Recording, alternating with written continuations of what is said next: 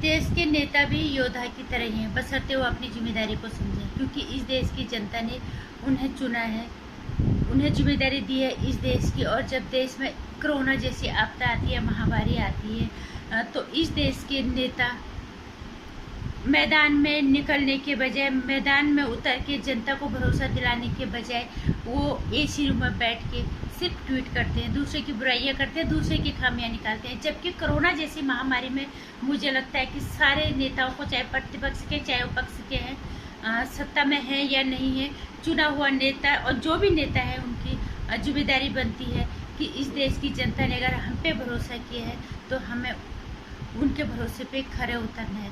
लेकिन नेता आज ऐसा नहीं कर रहे हैं। हम देख रहे हैं ट्विटर पे वो क्या क्या करते हैं। नमस्कार, हिंदुस्तान स्वागत है आपका मेरे चैनल नंदिनी जी में। मैं हूं नंदिनी।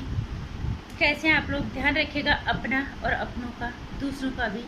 और इस देश के नेताओं का भरोसा तो है नहीं, बाकी ऊपर वाला ही बचाएगा। हम अपने आप को खुद ही बचा सकते हैं। और नेता क्या कर रहे हैं ये सबको दिख रहा है। और बाकी प्रार्थनाओं में शामिल करो अपने उन लोगों को जो कोरोना ग्रस्त हैं, बाहर निकले ताकि वो इस कोरोना जैसी महामारी से और पूरा विश्व सहित हमारे देश भी इस कोरोना ग्रस्त से, कोरोना से बाहर निकले, इस आपदा से बाहर निकले। शायद किसी की दुआ ऊपर वाला सुन ले, शायद किसी की जुबान पे सरस्वती बैठी हो और हमें इस कोरोना जैसी महामारी से मुक्ति मिले। और बात करते हैं इस देश की नेताओं की। इस देश के नेता क्या कर रहे हैं सबको पता है। कोरोना जैसी महामारी से हम जूझ रहे हैं। सबसे ज़्यादा गरीबी रेखा से नीचे जीवन यापन करने वाला हमारा भारत देश। लोग भूखमरी से मर रहे हैं, बीमारी से ज़्यादा भूखमरी से भी आप लोग मर रहे हैं। लेकिन नेता क्या कर रहे हैं, मतलब कितनी शर्म आ रही है इनके बारे में सोच के भी। ये यहाँ पे राजनीति कर रहे हैं। कोई नेता, कोई सांसद, कोई विधायक ये नहीं कह रहा है कि हम अपने अपने क्षेत्रों में निकल के, क्योंकि इनको जनता ने चुना ही इसलिए है, कोरोना योद्धा की तरह ये लड़े, बाहर निकले, अपने क्षेत्रों का ये भ्रमण करें कि हमारे क्षेत्रों में क्या, और चाहे कोई विधायक है चाहे कोई सांसद है, कि हमारे क्षेत्र में जनता का क्या हाल है। उनके पास खाने को है या नहीं है, उनके पास दवाइयाँ हैं या नहीं है, कहाँ जनता किस स्थिति में है, क्योंकि उस क्षेत्र की जनता ने उन्हें विश्वास के साथ चुना होता है। लेकिन आज कोई ऐसा नहीं कर रहा है। और मैं बात कर रही हूँ इस देश के जो अधेड़ उम्र के युवा नेता जिन्हें कहते हैं राहुल गांधी, उनके ट्वीट को देख के तो हमें हमें बहुत शर्म आती है। हमें बहुत अफसोस होता है उन लोगों पे जो उन पे भरोसा कर रहे हैं, कि जो उनके अंदर अपने देश का भावी प्रधानमंत्री देख रहे हैं। इससे ज़्यादा खतरनाक क्या हो सकता है अगर एक कल को हमारे देश का प्रधानमंत्री बन गया तो। ये सिर्फ ट्वीट करते रहते हैं। 60 साल से लगातार हमारे देश पे एक छत्र राज करने वाली कांग्रेस पार्टी क्या कर रही है आज कोरोना के लिए। कोरोना जैसी आपदा में हमारे, और गरीबी सबसे ज्यादा देन है कांग्रेस की। इससे कोई इनकार नहीं कर सकता। चाहे रवीश कुमार जैसे पत्रकार जितनी चमचागिरी इनकी उनको करनी होगी कर लेंगे, लेकिन ये सच कोई नहीं, इस सच से इनकार नहीं कर सकता कि इस देश को सबसे ज़्यादा गरीबी जो देन है ये कांग्रेस की ही है।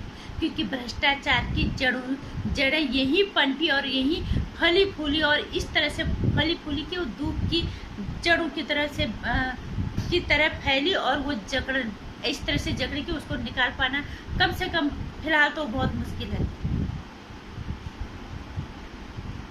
राहुल गांधी जो खुद सांसद है वायनाड से, उनकी माँ सांसद है, वो क्या कर रही है देश के लिए। इतने सालों से इस देश में राज करने के बाद 10 साल तो उन्होंने लगातार अभी राज किया है। उन्होंने क्या किया हमारे देश के, क्या कर रहे वो जनता के लिए। वो सिर्फ ट्वीट करते, उनके ट्वीट को देख के तो मन करता है अपना सर फोड़ दें। इसलिए कि वो लोग जो उनके अंदर हमारे देश का भावी प्रधानमंत्री देख रहे हैं कि ये हमारा देश का प्रधानमंत्री है। अगर कल्पना करो, अगर प्रधानमंत्री अगर राहुल गांधी अभी प्रधानमंत्री होता, देश के आधे से ज्यादा जनसंख्या खत्म हो चुकी होती। वो सिर्फ बैठ के ट्वीट कर रहे हैं, उसकी जिम्मेदारी भी तो बनती है। सकारात्मकता उसकी ट्वीट में कहीं होती ही नहीं है। वो कभी किसी को एक सकारात्मक संदेश देने की कोशिश नहीं करता। वो कभी किसी भी अपने नेता को, किसी भी जनता को एक अच्छा संदेश देने की कोशिश नहीं करता कि इस महामारी से हम जल्दी बाहर निकल जाएंगे। आप लोग हिम्मत रखिए। उसका सिर्फ और सिर्फ काम ये है कि वो मोदी सरकार की बुराइयां करे। ठीक है, हम मानते हैं नहीं कर पा रहे मोदी सरकार, चलो ठीक है नहीं कर पा, हालांकि कर रहे हैं काफी हद तक, चलो उसके हिसाब से नहीं कर रहे, रवीश कुमार के हिसाब से नहीं कर रहे।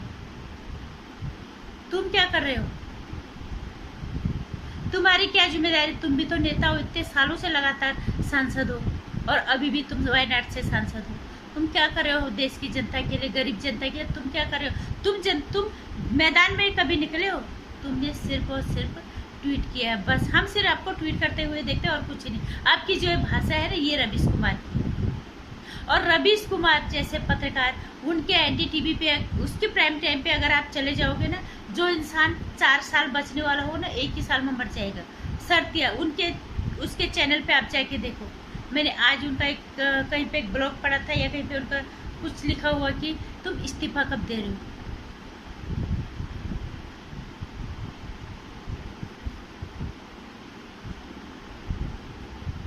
ये कोरोना क्या इसको कोई सरकार लेके आई है? इसमें ये देश ही नहीं, पूरा विश्व इससे जूझ रहा है। वो बात अलग है, इसने भारत में जबरदस्त पलटवार किया है। क्या एक पत्रकार की जिम्मेदारी ये होती है? सिर्फ वो सरकार की बुराई करते रहते हैं। और वो राहुल गांधी के खिलाफ कभी कुछ क्यों नहीं बोलता? ये राहुल गांधी घर से बाहर क्यों नहीं निकलता? ये कभी कोरोना युद्ध की तरह मैदान में क्यों नहीं उतरता, जिस देश की जनता ने उसको बार बार सांसद बनाया है?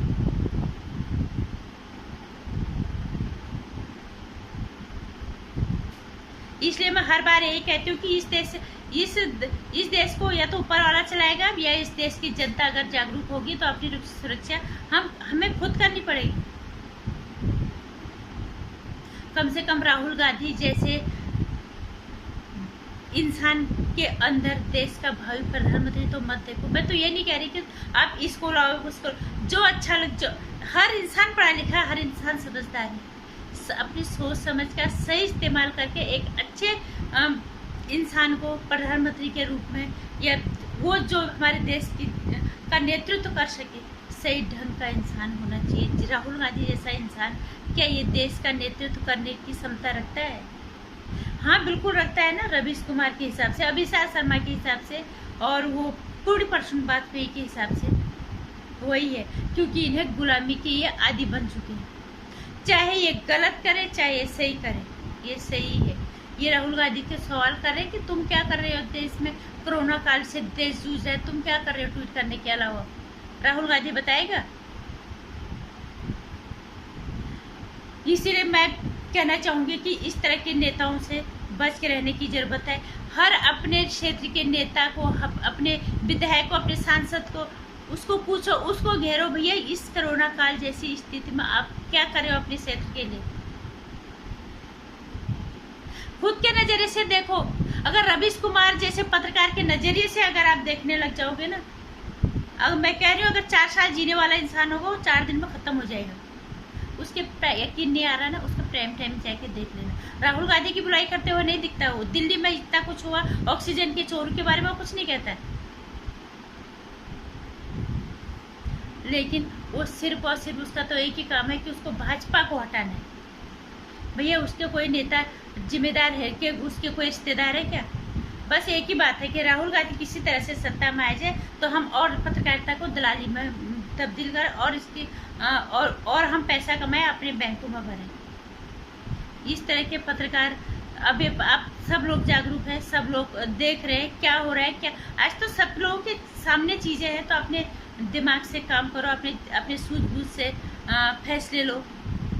ये पत्रकारिता भरोसे लायक नहीं है। और राहुल गांधी जैसे इंसान के अंदर अगर कोई भावी प्रधानमंत्री देख रहा है, तो फिर तो समझ लो कि उसकी सोच ये देश को डुबाने वाली सोच है।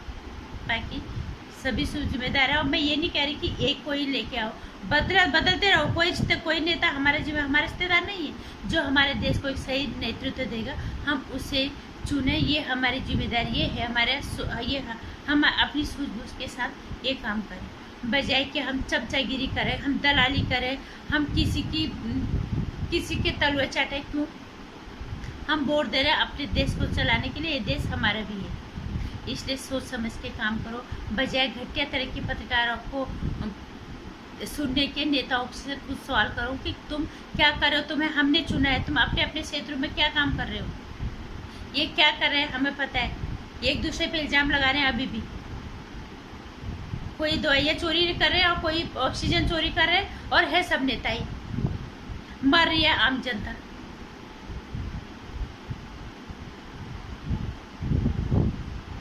इस राहुल गांधी से बच के रहने की जरूरत है। इसे मैं करीब राय बरेली अमेठी की जनता ने भगाया, तो वायनाड की जनता भी अगली बार जरूर भगाएगी इसे।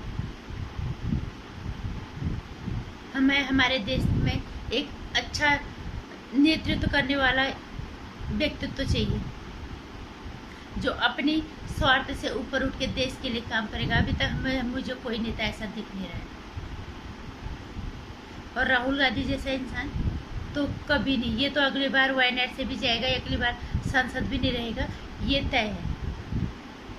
और जिन्हें खुश होना है, जिन्हें करनी है चमचागिरी, दलाली करे, इसको प्रधानमंत्री बनाने के लिए अपना जमीर आत्मा जितने को बेचनी है बेचेंगे। लेकिन ये जिस तरह के ट्वीट करता है, सिर्फ कमरे रेसी रूम के अंदर बैठ के, ये कभी जमीन के उतर के इसने काम नहीं किया है। इसलिए अपनी सोच से काम करो, अपनी सूझबूझ से अपना नेता चुनो।